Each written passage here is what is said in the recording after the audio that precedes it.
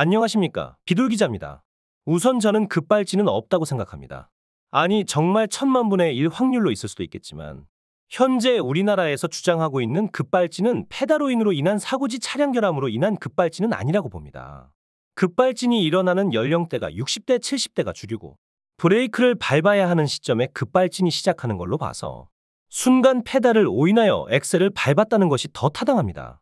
급발진이 일어난 차량 운전자들은 하나같이 브레이크를 밟았지만 차가 튀어나갔다고 차량 결함을 주장하는데 블랙박스나 CCTV를 통해 브레이크 등도 안 켜지는 걸 볼 수 있죠. 또한 실제 주장하는 것처럼 급발진이 실제로 생겼더라도 브레이크를 밟으면 자동차 시스템상 브레이크가 무조건 엑셀을 이기게 설계되어 있다고 합니다. 여기서 여러분이 알아야 할 건 브레이크는 전자장치가 아니라 기계식입니다. 전자장치처럼 무슨 오류가 나서 멋대로 말을 안 듣는 장치가 아니라는 겁니다. 브레이크는 물리적으로 작용하는 기계장치입니다. 밟으면 반드시 멈추고 브레이크 등이 들어와야 정상입니다. 그럼 브레이크가 고장나서 그런 거다, 문제가 있으니 안 멈춘 거 아니냐라고 하는데, 왜 사고 이후 차량 조사에서는 브레이크가 멀쩡합니까? 자동차가 혼자 자연치유라도 하나요? 실제로 브레이크 자체가 고장이 났거나 하면 브레이크가 작동하지 않았을 수도 있지만 그게 아니잖아요. 사고 이후에 브레이크가 멀쩡하다니까. 한마디로 운전자들의 증언대로 브레이크를 진짜 밟았다면 차량이 알 수 없는 이유로 가속 중이라도 차량은 감속되었을 것이고 브레이크 등도 들어왔을 겁니다. 하지만 공개된 영상들과 조사 결과를 보면 브레이크 등도 들어오지 않고 브레이크에는 문제가 없는 것으로 밝혀졌습니다. 오히려 EDR 기록을 보면 브레이크가 아니라 엑셀을 밟은 걸로 확인되었다는 조사 결과가 나오죠. 여기까지 했으면 운전자가 페달을 착각하여 엑셀을 밟았구나 라고 생각하는 게 정상적인 추론일 겁니다. 급발진이 있다고 말하는 사람들은 이렇게 페달오인이라는 말을 들으면 운전 경력이 오래된 사람이 페달오인을 하겠냐 실수를 하겠냐고 편들어주는데, 손에 핸드폰을 쥐고도 핸드폰을 찾는 게 사람입니다. 핸드폰 사용 경력 40년 차여도 실수합니다. 다른 사람에게 보내면 안 될 카톡을 실수로 보내는 게 사람이에요. 카톡 사용 경력 10년 차여도 실수합니다. 경력과 실수를 했고 안 했고는 상관이 없습니다. 오히려 나이가 많으면 인지 능력이 떨어져 페달오인을 할 확률이 높은 겁니다. 또한 경력이 오래되면 본인의 운전 경력을 믿고 집중도가 떨어질 수도 있겠죠. 그러니 오래된 전기업자도 전봇대에서 떨어지고 공장에서 10년, 20년 경력이 있는 사람도 기계에 손가락이 잘리고 하는 겁니다.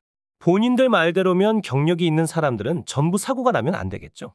그리고 경력이 오래돼서 운전을 잘하면 급발진이 사실이라 해도 사람들이 없는 방향으로 가서 멈춰야지 왜 사람들이 있는 곳으로 운전해서 사상자가 나오게 합니까? 경력이 오래되면 운전을 잘하는 게 맞긴 한 건가요? 우리나라에서 급발진이 이렇게까지 화제가 되는 이유는 급발진이 있다고 떠드는 유명인들과 방송들 때문이라고 생각합니다. 그들은 급발진이라는 자극적인 소재로 각자 조회수나 상품을 파는 등 실제로 이득을 취하고 있습니다. 저는 개인적으로 급발진이라고 말하고 다니는 사람들과 방송들이 급발진이라 우기는 페달오인 차주와 그 차에 피해를 입은 사람들 모두를 만들었다고 생각합니다.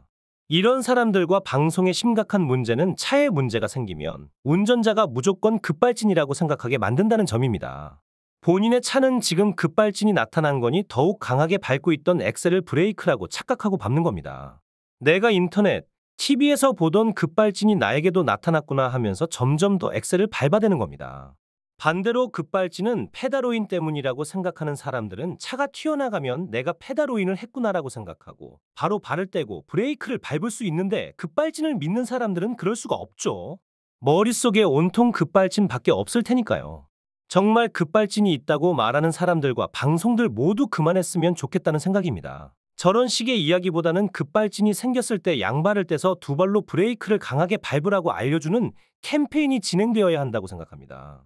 양발로 브레이크를 강하게 밟으려고 하면 엑셀을 밟을 수가 없습니다. 왼쪽 발로는 엑셀까지 발이 닿기 쉽지 않기 때문입니다. 그러니 급발진 사고라고 생각하는 일이 벌어진다면 이걸 보시는 분들은 양발을 떼서 두 발로 브레이크를 밟아보십시오. 그럼 멈출 겁니다. 왜냐? 급발진이 아니라 페달오인이었기 때문입니다. 돌아가서 급발진 사고의 대부분은 60대, 70대 고령 운전자가 많은데 65세 이상 교통사고 수는 매년 증가 중이며 21세에서 30세 연령보다 사고율이 높습니다. 초보 운전이 몰려있는 나이대보다 사고가 많이 나는 겁니다. 요즘 60대 청춘이다라고 말하고 실제로 그렇게 보인다 하더라도 60대 이상에게서 급발진 사고가 많이 나고 있는 것은 실제 현실이고 통계입니다. 우리나라는 나이가 많은 고령운전자에게 면허 반납을 권유하고 있죠. 하지만 반납하는 비율은 극히 소수이며 계속해서 운전을 하고 있습니다. 더군다나 5년마다 실시하는 적성검사는 검사기간이 너무 길 뿐만 아니라 검사 자체가 의미가 없습니다. 노인의 99%가 적성검사를 통과합니다. 사실상 전부 다 통과하고 있는 거죠. 저희 동네에도 귀가 너무 안 들려서 같은 말을 5번은 해야 알아듣는 70대 아저씨도 최근에 적성검사 통과하고 오셨습니다. 이게 말이나 됩니까? 고령이 될수록 적성검사도 더욱 정밀하고 엄격하게 측정해야 합니다. 오래된 자동차는 더욱 자주 검사를 받는 것처럼요. 최근 급발진 사고에 모르핀 반응이 나와서 화제가 된 고령운전자는 건강상 여러 가지 약을 먹었던 것으로 보도가 되었습니다. 물론 급발진을 주장하고 있고요. 실제로 모르핀을 한 것인지 복용한 약에 모르핀 성분이 있는지는 확인해 봐야 하겠지만 이 사고에서 알 수 있는 건 나이를 먹으면 건강상의 이유로 복용하게 되는 약들이 많아지게 되고 이 약들이 사고에 영향을 끼친다는 겁니다. 약들로 인해 졸음이 오거나 어지럼증이 생기거나 할 수 있죠. 컨디션이 안 좋아지면 인지 능력도 당연시 떨어지게 됩니다. 그러니 감기약 먹고 운전하지 말라는 말도 있는 거죠. 이건 고령운전자뿐 아니라 모든 운전자가 조심해야 할 문제입니다. 가장 중요한 사건이 있었죠? 바로 한국교통안전공단에서 발표한 급발진 주장 영상입니다. 해당 영상은 페달 블랙박스 영상입니다. 해당 운전자는 65세 택시기사로 아이오닉 6를 운전하였으며 차량에는 페달 블랙박스가 장착되어 있었습니다. 해당 운전자는 코너를 돌면서 브레이크를 밟는데 차가 갑자기 튀어나가고 계속 브레이크를 밟아도 차가 말을 안 들어서 급발진이라고 생각했다고 전했습니다. 사고 이후 경찰이 블랙박스를 회수해서 확인했는데 처음 차량이 급가속한 시점에 엑셀을 6번을 연달아 밟아대며 가속하고 그 후로는 엑셀을 계속 밟고 떼질 못하는 상태로 급가속하다 충돌합니다. 사고 이후 해당 운전자는 여느 급발진 주장 운전자들과 같이 본인은 분명 브레이크를 밟았고 차량이 말을 안 들었다고 급발진을 주장했습니다. 하지만 결과가 어떻게 되었죠? 이것이 무서운 점입니다. 페달오인 사고가 자주 일어난다는 것을 인정하지 않고 급발진만 철석같이 믿고 있으니 사고가 난 순간과 사고 이후에도 본인이 엑셀을 잘못 밟았다고 생각조차 하지 않는 겁니다. 저는 이 운전자분에게 진심으로 감사하고 있습니다. 운전자분에게는 안타깝지만 실제로 급발진이 페달오인 사고인 것을 보여주신 분입니다. 이분의 영상으로 급발진이 페달오인 사고라는 것을 한 분이라도 더 알아서 사고가 줄었으면 좋겠습니다. 실제로 얼마 전까지는 급발진이 있다고 믿는 사람들이 더 많았던 것 같은데 이제는 급발진이 아니라 페달오인 사고라고 생각하는 사람들도 많아진 것 같아 다행이라고 생각합니다. 간혹 인터넷 음모론자들은 무슨 자동차 회사에서 돈을 줘서 주작을 한다고 믿는 사람들이 있는데 이걸 믿는 사람들은 급발진을 믿는 것보다 더 심각합니다. 여러분이 주장하는 음모론은 실제로 벌어지기 상당히 어렵습니다. 사건 현장에 있던 목격자들부터 운전자, 자동차 검사하는 사람, 국과수 직원, 조사한 경찰 등등 수많은 사람들이 사고에 엮여 있는데 몇 명에게 돈을 줘야 하며 얼마나 줘야 그들이 다 같이 입을 맞춰주나요? 또 돈을 주면 다른 곳에서 말을 안 할 거라고 확신하시나요? 이런 제안을 받으면 방송국이나 경쟁기업에 이야기하여 영웅이 될 수도 있고 경제적으로나 사회적으로 더 큰 보상을 받을 수도 있습니다. 음모론자들이 생각하는 것처럼 그냥 자동차 회사에서 몇 푼 받고 모두 함께 입을 닫아주는 일은 현실에서 벌어지기 힘듭니다. 또 왜 급발진을 운전자가 증명하냐 자동차 회사에서 증명해야 한다고 말하는 사람들도 보이는데 그렇게 말하는 사람들 중에 자동차 회사에서 조사 후 급발진이 아니라고 하면 순순히 믿을 사람이 있나요? 지금 조사한 조사관들이나 국과수 결과도 하나도 안 믿으면서? 그냥 그 사람들은 급발진이 자동차 회사 탓이길 바랄 뿐입니다. 지금 급발진 주장하는 사람들은 자동차 회사에서 고소 안 하고 있는 현실에 감사해야 합니다. 여기서 또 자동차 회사가 고소를 안 하는 게 급발진이 맞아서 찔려서 그런 거라고 하는 사람들도 있는데 진상 고객이 리뷰 하나 달았다고 거기서 진흙탕 싸움하면 다른 고객들한테도 가게 이미지 개판되는 겁니다. 자동차 회사는 운전자나 급발진이라고 떠드는 사람들이 무서워서 가만히 있는 게 아닙니다. 싸워봐야 본인들 이미지만 손해니 더러워서 참는 겁니다. 최근 시장주차장 사고의 70대 운전자는 급발진을 주장하다가 CCTV나 영상 확인 후 페달오인으로 진술을 번복한 사람도 있습니다. 이런 상황들을 지켜보면 저라도 사고가 났을 때 급발진이라고 우기고 볼 것 같습니다. 많은 사람들이 내 편을 들어주고 자동차의 문제로 뭐라도 자동차 회사에서는 손해배상을 요구하지 않죠. 급발진을 주장해서 잃을 게 하나도 없는 상황입니다. 실제로 이런 점을 악용하여 사고 운전자 중 본인 스스로는 페달로인이라는 것을 알면서도 급발진이라고 주장하는 사람들도 많을 거라고 생각합니다. 그럼 왜 요즘 부쩍 급발진이 많아졌냐 하면 사고 자체가 많아졌다기보다는 이슈가 더 되고 있다고 생각합니다. 예전에 고령 운전자가 사고를 내면 아이고 페달을 잘못 밟았나 보다 하고 마는데 급발진이 핫해지고 그걸 믿고 있으니 본인이 페달을 잘못 밟은 게 아니라 무조건 급발진이라고 생각해서 급발진을 주장하는 사고가 많아진 겁니다. 당연히 급발진을 주장하는 사고들은 이슈가 되겠죠. 자동차의 결함은 자동차 회사로 직결되고 대기업에 대한 문재인이 많은 관심을 가지게 되는 겁니다. 그러면 너는 운전자만 잘못이고 자동차 회사는 잘못이 하나도 없냐고 물어보면 그렇게 생각하진 않습니다.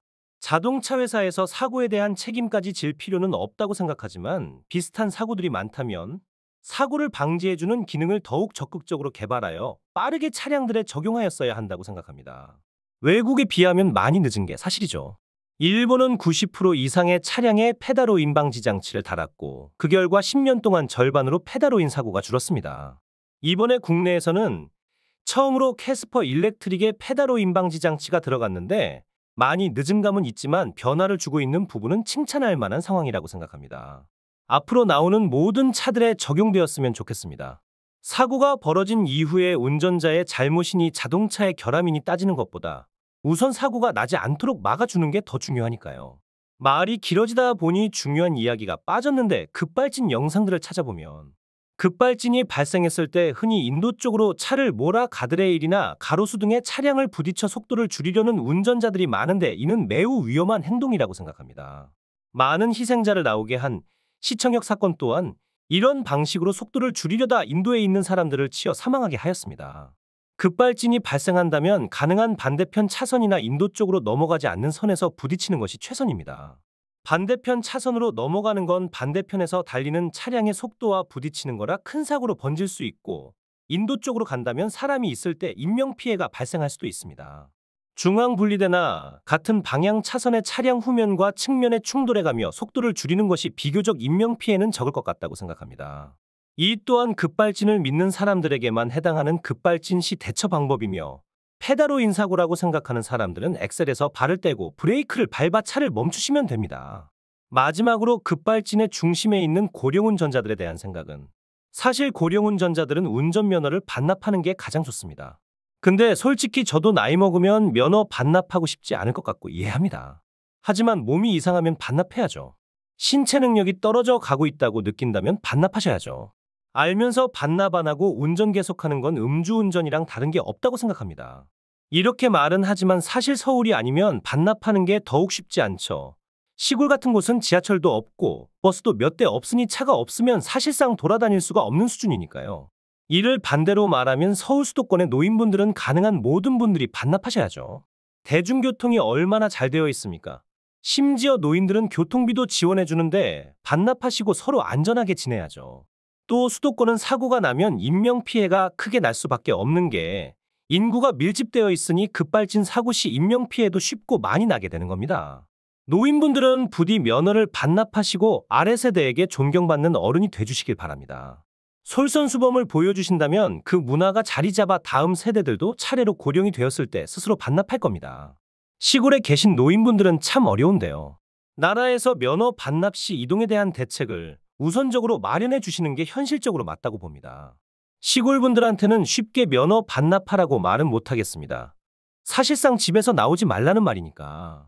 정리한다고 정리하면서 이야기를 해봤는데 놓친 부분이나 좋은 해결 방안이 있다면 댓글에 남겨주세요.